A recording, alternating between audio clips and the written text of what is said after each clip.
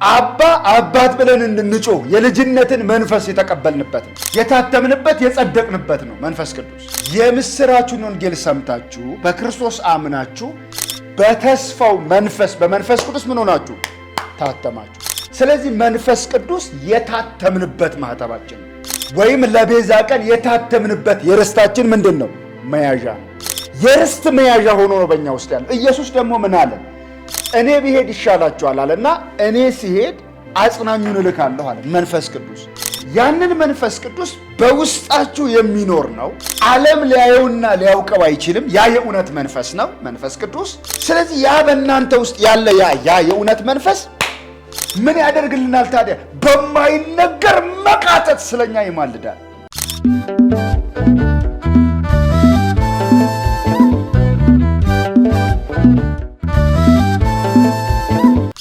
ክብርና ምስጋና ለሕያው አምላካችን ይሁን። ጌታ ኢየሱስ ከሙታን በመነሳቱ ለሕያው ተስፋ ለማይጠፋ እድፈት ለሌለበት ለማያልፍ ርስት እንደ ምሕረቱ ብዛት ሁለተኛ ለወለደን የጌታችን ኢየሱስ ክርስቶስ አምላክና አባት ይባረክ። የተወደዳችሁ እንዴት ዋላችሁ? ጌታ በነገር ሁሉ የተባረከ ይሁን። ጸጋ ይብዛላችሁ። ሮሜ ምዕራፍ 8 ላይ ያለውን አንድ ሐሳብ እንድንካፈል ነው ዛሬም እንደገና ያለ ነው። የመንፈስ ቅዱስ ምልጃ የሚል ርዕስ ልትይዙ ትችላላችሁ። ለምትጽፉ ሰዎች የመንፈስ ቅዱስ ምልጃ እንደምታውቁት ሮሜ ምዕራፍ 8 ቁጥር 26 እና 27 ላይ እንዲህ የሚል ቃል አለ። ምን ይለናል? እንዲሁም ደግሞ መንፈስ ድካማችንን ያግዛል፣ እንዴት እንድንጸልይ እንደሚገባን አናውቅምና፣ ነገር ግን መንፈስ ራሱ በማይነገር መቃተት ይማልድልናል። ልብንም የሚመረምረው የመንፈስ ሐሳብ ምን እንደሆነ ያውቃል፣ እንደ እግዚአብሔርም ፈቃድ ስለ ቅዱሳን ይማልዳልና ይላል። ስለዚህ የመንፈስ ቅዱስ ምልጃ እና የክርስቶስ ኢየሱስ ምልጃ ልዩነቱ ምንድን ነው? ከሥላሴ አካላት ሁለቱ አብና ወልድና መንፈስ ቅዱስ ከሥላሴ አካላት ሁለቱ ወልድና መንፈስ ቅዱስ ይማልዳሉ ተብለው እዚሁ ሮሜ ምዕራፍ 8 ላይ ቀርበዋል። ምን ማለት ነው? በመጀመሪያ ሁልጊዜም እንደምንለው ሮሜ ምዕራፍ 8 የአማኝ ጥቅስ ነው። የአማኞች ነው ማለት በውጭ ላሉት ገና ላሉት ምንም ነው፣ ለነሱ አይጠቅምም ማለት ገና ከምልጃው ከመቀበላቸው በፊት ገና ወደ እንትኑ መግባት አለባቸው። ወደ ህይወት ውስጥ ገና መግባት አለባቸው። ኢየሱስን ያላገኙ ሰዎች ኢየሱስን ማግኘት አለባቸው ቀድመው። ስለ ሊቀ ካህናትም ስለ ጥብቅናም ስለ ምልጃም በምናወራበት ጊዜ ያመኑትን እንጂ ያላመኑትን አይመለከትም። ሊቀ ካህናት የሆነው ደረቱ ውስጥ አይደል? በእነዚህ በሁለቱ ኪሶች ውስጥ ባለው ደረቶች ውስጥ ባሉ ስሞች ውስጥ የተጻፉ ነገዶችን ብቻ ነው የሚመለከተው አይደል እንዴ? ሲገባ እዚህ 6 ነገድ በዚህ 6 ነገድ ይዞ ነው አይደል ወደ ቅድስተ ቅዱሳን ውስጥ የሚገባው። ስለዚህ ውክልናው የነዚህ የተጻፉት ስማቸው የተጻፉት እንጂ የሌሎቹ አይደለም። ስለዚህ ያላመኑ ሰዎች ስለ ምልጃ ማውራትም አይችሉም። ሲጀምር ስለ ምልጃ ምን አልተጻፈም፣ ስማቸው የለም የሊቀ ካህናቱ ደረት ላይ ነው መጀመሪያ። ስለዚህ ስለ ኢየሱስም ስናወራ ስለ መንፈስ ቅዱስም ስናወራ ያመኑ ሰዎችን ማሰብ እንዳለብን መርሳት የለብንም። ስለዚህ በመዳን ህይወት ውስጥ የመንፈስ ቅዱስ ድርሻ ምንድን ነው የሚለውን ከሮሜ ምዕራፍ 8 ውስጥ ብቻ የተወሰነ ሐሳብ እንውሰድ። ምንድን ነው በሮሜ ምዕራፍ 8 ውስጥ? ሮሜ ምዕራፍ 8 እንደምታውቁት ደስ የሚለኝ በጣም አስደናቂ ምዕራፍ ነው። የሚነግረን ምንድን ነው? ሲጀምር በክርስቶስ ኢየሱስ ላሉ ኩነኔ የለባቸውም ብሎ ነው የሚጀምረው። ለምን እንዴት የለባቸውም ከተባለ በክርስቶስ ኢየሱስ ያለው የህይወት መንፈስ የህይወት መንፈስ ማለት ነው መንፈስ ቅዱስ። የህይወት መንፈስ ከኃጢአትና ከሞት ጋርነት አውጥቶናል ነው የሚለው። ያ የህይወት መንፈስ ከዚህ ህጋርነት አውጥቶናል ብሎ መንፈስ ቅዱስን ሲጀምር ያስተዋውቀናል። ቁጥር 2 ላይ ያስተዋውቀናል። ይሄ መንፈስ ቅዱስ ምንድነው የሚያደርገው? ይሄ መንፈስ ምንድነው ያደረገው? ምዕራፍ 8 በጣም መንፈስ ቅዱስን እናገኘዋለን። ምንድነው ያደረገው? እዩ፣ ተመልከቱ። መንፈስ ቅዱስ እኛ ዳግመኛ የተወለድንበት የእግዚአብሔር መንፈስ ነው። በእኛ ውስጥ የሚኖር የእግዚአብሔር መንፈስ ነው። አባ አባት ብለን እንድንጮህ የልጅነትን መንፈስ የተቀበልንበት ነው። የታተምንበት የጸደቅንበት ነው መንፈስ ቅዱስ። ስለዚህ ይሄንን ምዕራፍ 8 ላይ እናገኛለን። ይሄ መንፈስ ቅዱስ ምን ያደርጋል ነው የሚለን ምዕራፍ 8 ላይ። አንደኛው መንፈስ ድካማችንን ያግዛል። ከዛስ እንዴት እንደምንጸልይ አናውቅም እና ጸሎት ያስተምረናል። እንዴት እንደምንጸልይ እንደሚገባን አናውቅም። ራሱ ግን መንፈስ ቅዱስ ምን ያደርጋል? በማይነገር መቃተት ይመልዳል እና ስለ ቅዱሳን ይማልዳል የሚላለው። ኤፌሶን ምዕራፍ 1 ቁጥር 13 ላይ ምን ይለናል የእግዚአብሔር ቃል? የምስራቹን ወንጌል ሰምታችሁ በክርስቶስ አምናችሁ በተስፋው መንፈስ በመንፈስ ቅዱስ ምን ሆናችሁ? ታተማችሁ። ስለዚህ መንፈስ ቅዱስ የታተምንበት ማህተባችን ነው፣ ወይም ለቤዛ ቀን የታተምንበት የርስታችን ምንድን ነው? መያዣ ነው። የርስት መያዣ ሆኖ ነው በእኛ ውስጥ ያለው። ኢየሱስ ደግሞ ምን አለን? እኔ ብሄድ ይሻላችኋል አለና እኔ ሲሄድ አጽናኙን እልካለሁ አለ፣ መንፈስ ቅዱስ። ያንን መንፈስ ቅዱስ በውስጣችሁ የሚኖር ነው። ዓለም ሊያየውና ሊያውቀው አይችልም። ያ የእውነት መንፈስ ነው መንፈስ ቅዱስ። ስለዚህ ያ በእናንተ ውስጥ ያለ ያ የእውነት መንፈስ በእናንተ ውስጥ ነው ያለው። ስለዚህ መንፈስ ቅዱስ ልብ በሉ በውስጣችን ውስጥ ነው ያለው። የተቀበልነው የእውነት መንፈስ ነው። ኢየሱስን የሚያበራልን የእውነት መንፈስ ነው። የሚገልጥልን የእውነት መንፈስ ነው ያ መንፈስ ቅዱስ። እግዚአብሔርን እንደ አባ የምንለው እኛ እኮ እንደ ሃይማኖተኞች እግዚአብሔር ቀሳፊ ነው፣ እግዚአብሔር በቃ ተዋጊ ነው ጎጎጎጎ እያለ በነጎድጓድ እንደሚወርድ አይደለም እኮ የምንስለው። አባት ነው፣ የፍቅር አባት። ክብር ለጌታ ይሁን። ያንን ፈገግ ያለ ውበቱን የምናይበት የተዘረጋውን እጆቹን የምናይበት ነው መንፈስ ቅዱስ። እግዚአብሔር በቃ ጨለማ ጭጋግ ምናምን አድርጎ በቃ የሚያስፈራ በነጎድጓድ የሚገለጥ አምላክ ሳይሆን ለኛ አባት ነው። ክብር ለጌታ ይሁን።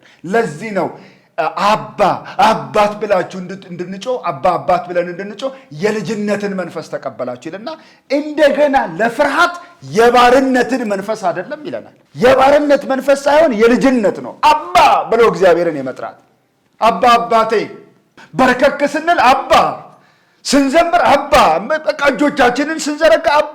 ያንን የሚያደርገው ማን ነው? በእኛ ውስጥ ያለው መንፈስ ቅዱስ ነው። በውስጣችን ነው ያለው መንፈስ ቅዱስ።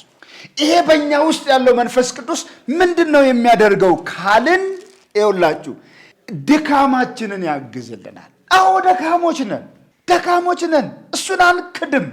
ድካም ያጠቃናል፣ እሱን አንክድም በፍጹም። በምን ልንደክም እንችላለን? ቃል በማንበብ ዛሬ በቃ ምናምን ልንል እንችላለን። ጸሎት ለመጸለይ ድክም ልንል እንችላለን። ቅድስና አንዳንዴ ከኛ ህይወት ልናጣ እንችላለን። የተቀደሰ ህይወት ላይኖረን ይችላል። ደግ ለመሆን እንሞክራለን፣ ግን ደግሞ ክፋት አለች። አንዳንዴ ብቅ ትላለች እሷ። እንደክማለን። እንደተጻፈው እንደ እግዚአብሔር ልጆች መሆን እንፈልጋለን። እንደ እግዚአብሔር እንደሚፈልገው አይነት በቃ ፐርፌክት የሆነ ህይወት መኖር እንፈልጋለን፣ ግን አንዳንዴ አንችልም። የስሜት ውጣ ውረድ አለብን። ቀናት በእኛ ላይ የሚያመጡት ተጽዕኖ ቀላል አይደለም። እቤቱ ውስጥ ወይም ስራ ቦታ ወይም ትምህርት ቤት የሆነ ነገር ሰምተን የሆነ ነገር አይተን ስንመጣ ሊለውጠን ይችላል።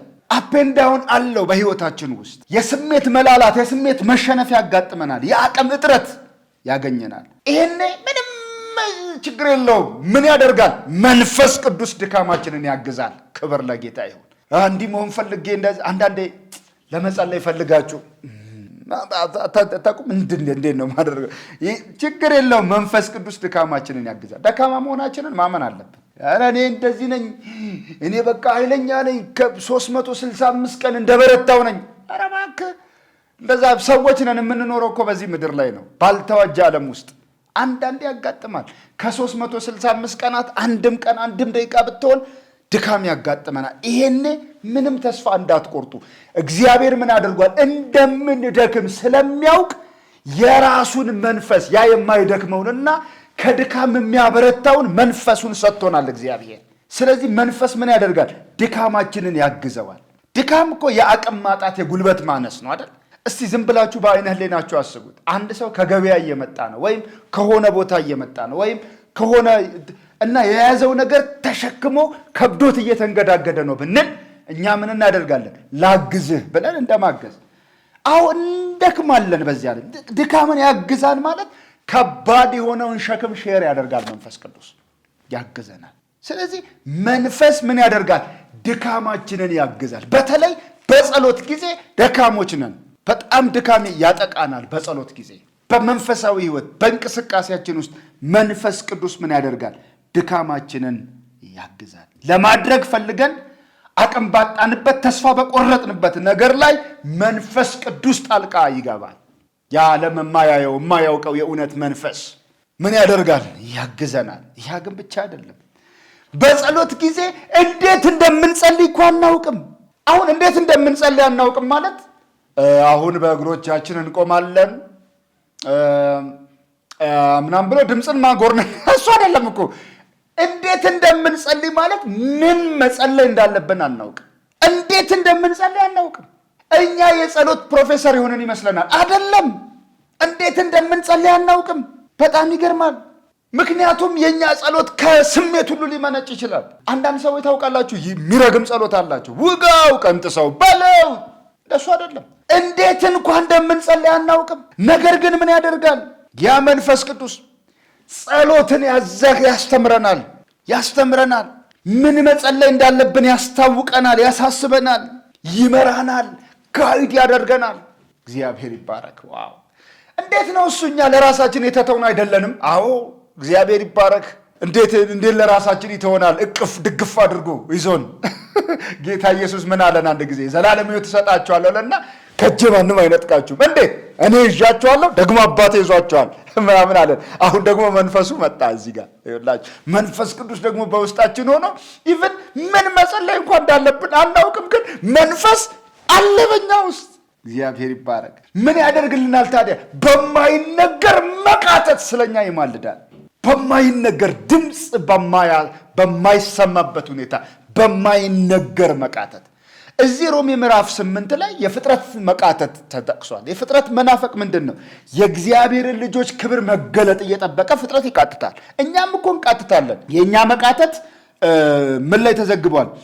ቁጥር 23 እና 24 25 ላይ የቤዛነትን ቀን እየጠበቅን መቼ ነው የምንቤዠው እያለን እኮ እንቃትታለን። መንፈስ ግን በማይነገር መቃተት ስለማ ይውላችሁ። ነገር ግን መንፈስ ራሱ በማይነገር መቃተት ይማልድልናል። ስለኛ ይማልዳል፣ ይናገራል። እንዴት እንደምንጸልይ አናውቅማ። ስለዚህ በውስጣችን ሆኖ ለእግዚአብሔር ያቀርባል ጸሎታችንን እያገዘ። እኛ አናውቅማ። መኮላተፍ ነው ስራችን። በነገር ላይ ወንድሞች፣ በነገራችን ላይ ጸሎት የጸጋ ስጦታ አይደለም። ጸሎት የልጅነት መብት ነው። የጸጋ ስጦታ አይደለም ጸሎት። አንዳንዴ ፓስተር ይጸልያል እኔ አልጸልይም የሚሉ ሰዎች ያጋጥሟችሁ እንደሆነ ለምንድን ነው የማትጸልይው? ፓስተር ይጸልያል፣ መጋቤ እየጸለየልኝ ነው። ኧረ እባክህ እንደሱ አይደለም። ጸልይ አንተ። መንፈስ ቅዱስ ምን ያደርጋል? በማይነገር መቃተት። ጸሎት የልምድ ጉዳይ አይደለም። ጸሎት በኤክስፒሪየንስድ ስለሆነን በቃ የረጅም ዓመት የመጸለይ ልምድ ስላለን አይደለም። በውስጣችን ባለው በመንፈስ ቅዱስ ኤዲት እየተደረገ ማይመቸው ለእግዚአብሔር የማይመቸው ነገር እየተቀናነሰ ነው በእግዚአብሔር ፊት የሚቀርበው። አባት ነዋ ድምፃችንን ይሰማል። እግዚአብሔር ይባረክ። ስለዚህ በማይነገር መቃተት ይማልድልናል። በውስጣችን ውስጥ ምን ያደርጋል? መንፈስ ቅዱስ የእግዚአብሔርን ፍቅር፣ የእግዚአብሔርን አባትነት፣ የእግዚአብሔርን ደግነት እያበራ በሕይወታችን ውስጥ ለእግዚአብሔር ደግሞ ሐሳባችንን፣ ፍላጎታችንን ያቀርብልናል፣ ይማልድልናል። ስለኛ የት ሆኖ? በእኛ ውስጥ ሆኖ። ስለ ቅዱሳን ይማልዳል የሚል ቃል አለው። ምን የሚል እዩት፣ እንደዚህ ይላል፣ የመንፈስን ሐሳብ ምን እንደሆነ ያውቃል፣ እንደ እግዚአብሔር ፈቃድ ስለ ቅዱሳን ይማልዳል ይላል። የመንፈስን ሐሳብ ማለት እግዚአብሔር ነው። ለምሳሌ እኔ አለው ኦፍኮርስ እኔ አሁን ምን እያሰብኩ እንደሆነ ከኔ በቀር የሚያውቅ የለም፣ ወይም እኔ ሐሳቤን ከነገርኩት ሰው በቀር የሚያውቅ የለም። የእግዚአብሔርን ሐሳብ ከእግዚአብሔር በቀር የሚያውቅ የለም። ስለዚህ መንፈስ ቅዱስ እግዚአብሔር ነው። እግዚአብሔር ምን እንደሚፈልግ ያውቃል። ስለዚህ የሚፈልገውን ያቀርባል ማለት ነው። እግዚአብሔር የሚፈልገውን ያቀርባል። አያችሁ ምን ይለናል? ነገር ግን መንፈስ ራሱ በማይነገር መቃተት ይማልድልናል ብሎ ልብን የሚመረምረው የመንፈስ ሐሳብ ምን እንደሆነ ያውቃል፣ እንደ እግዚአብሔር ፈቃድ ስለ ቅዱሳን ይማልዳል። እንደ ፈቃዱ። እኛ እንደ ፈቃዳችን ነው። እኛ የጠላነውን ሰው ግደልልኝ እባክህ፣ እንትን በጩቤ ሰካልኝ፣ ኮረሪማ ምናምንም ሊሆን ይችላል። እንግዲህ እኛ እንደዚህ ነው። እሱ ግን እንደ እግዚአብሔር ፈቃድ ያሳርገዋል ጸሎታችንን፣ ያቀርበዋል ጸሎታችንን። ጌታ የተባረከ ይሁን። ስለዚህ የክርስቶስ ኢየሱስ አማላጅነት ከኛ ውጪ በአብ ፊት ነው አይደል? የክርስቶስ አማላጅነት ከኛ ውጪ ነው፣ በአብ ፊት ነው። የመንፈስ ቅዱስ አማላጅነት ደግሞ በእኛ ውስጥ ነው፣ በጸሎት ጸሎታችንን በማስተካከል የእግዚአብሔርን ፈቃድ ግልጥ በማድረግ ነው። እየገዛን እየረዳን እኛን ለዚያ እያዘጋጀ ያቀርባል። ስለዚህ እርሱ ራሱ እግዚአብሔር ስለሆነ እንደ እግዚአብሔር ሐሳብ ምን ያደርጋል? ጸሎታችንን ያቀርብልናል ነው። በእግዚአብሔር ፊት ያቀርበዋል። በውስጣችን ውስጥ ስላለ እኛን ያውቀናል። እግዚአብሔር ስለሆነ እግዚአብሔርን ያውቃል። ስለዚህ የተወደዳችሁ ቅዱሳን መንፈስ ቅዱስ ይማልድልናል ማለት ይሄ ነው። ይማልድልናል ስለ እኛ በእኛ ውስጥ ስላለ ድካማችንን እያገዘ አለማወቃችን እንዴት እንደምንጸልይ ስለማናወቅ አለማወቃችንን እያገዘ እየረዳው ያቀርብልናል። ስለዚህም በመንፈስ ቅዱስ ሐሴት እናደርግ። በሁለቱ መካከል ያለው ልዩነት ግልጥ ነው። መንፈስ ቅዱስ ይማልዳል ማለት በእኛ ውስጥ ስላለ የእኛን ሐሳብ፣ የእኛን ፈቃድ፣ የእኛን ፍላጎት እያረመው እያስተካከለው አለማወቃችንን እየረዳ የእግዚአብሔርን ለእኛ እያበራ የእኛን ደግሞ እያስተካከለ ለእግዚአብሔር የሚያቀርብ ነው በእኛ ውስጥ። ኢየሱስ ይማልዳል ማለት ደግሞ ከእኛ ውጪ ነው፣ በአብ ፊት ነው፣ በሰማያዊ መቅደስ ነው። አያችሁ፣ በሰማያዊ መቅደስ ነው። እንደሚያገለግል ካህን ሆኖ በዚያ ነው ዘወትር ሊያማልድ በሕይወት እየኖረ ወደ እርሱ የሚመጡትን ሊያድናቸው ይችላልና በዚያ በሰማያዊ መቅደስ ሆኖ ነው ኢየሱስ የሚያማልደው። በሁለቱ መካከል አይ ቲንክ ያለው ልዩነት ግልጽ ነው። የጌታ ጸጋና ሰላም ከእናንተ ጋር ይሁን። ሮሜ ምዕራፍ 8ን ለአማኝ የተጻፈ እንደሆነ እንድናስተውል ጸጋ ይብዛለን። እግዚአብሔር ከእናንተ ጋር ይሁን። ጌታ ይባርካችሁ።